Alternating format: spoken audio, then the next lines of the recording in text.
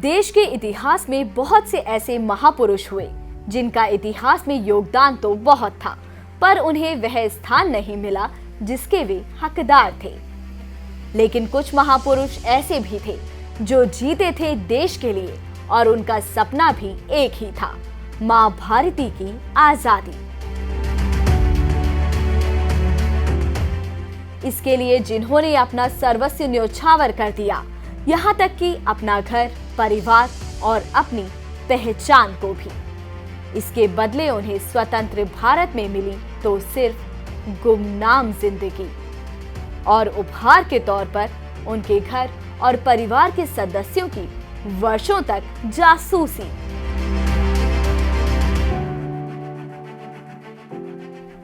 जिसकी बुद्धिमत्ता और अदम्य साहस के दीवाने देशी ही नहीं विदेशी भी थे, वह अपनी ही धरती पर बेगाने कर दिए गए। वह महापुरुष थे हमारे सुभाष चंद्र बोस, जिन्हें लोग नेताजी के नाम से भी जानते हैं।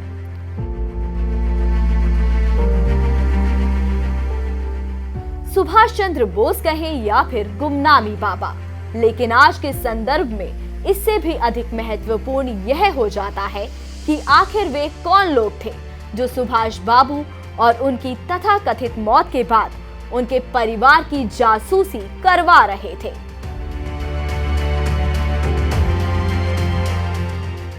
वर्ष 1921 में भारत आते ही बोस ने गांधी जी से मुलाकात की और इसके बाद कांग्रेस में काम शुरू कर दिया। इसके बाद वे यूथ कांग्रेस के अध्यक्ष भी चुने गए। वर्ष 1927 में सुभाष चंद्र बोस ने पूर्ण स्वराज का नारा दिया। 1928 में इस नारे को कमजोर कर दिया गया। नरम गरम दल के बीच दूरियां बढ़ती जा रही थी। 1929 में गांधी जी ने नेहरू को कांग्रेस का अध्यक्ष बना दिया। 1942 में बोस के इसी नारे को नए ढंग से पेश कर कांग्रेस ने देश भर में बड़ा आंदोलन छेड़ा। वर्ष 1930 में जब गांधी जी ने दांडी मार्च किया तो बोस इसके समर्थन में थे, जबकि नेहरू ने इसका विरोध किया था। नेहरू इस मार्च से डरे हुए थे, जबकि बोस ने इसकी तुलना नेपोलियन के मार्च से करते हुए इसे ऐतिहासिक बताया था। इसे लेकर दोनों नेताओं के बीच वैचारिक अलगाव बढ़ा।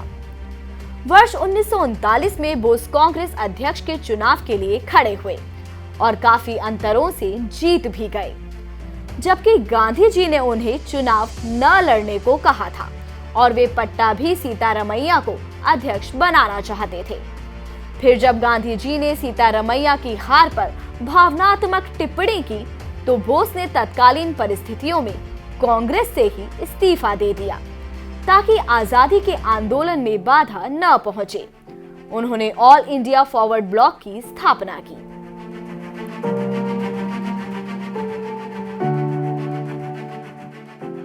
द्वितीय विश्व युद्ध के समय भी बोस के विचार सबसे अलग थे।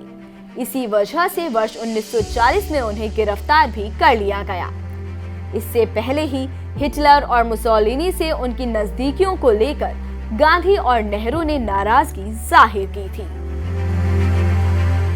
इतिहासकार रुद्रांशु मुखर्जी की 2014 में आई किताब Nehru and Bose parallel lives कहती है, बोस मानते थे कि वे और जवाहरलाल मिलकर इतिहास बना सकते थे, लेकिन जवाहरलाल को गांधी के बगैर अपनी नियति नहीं दिखती थी, जबकि गांधी के पास सुभाष के लिए कोई जगह नहीं थी।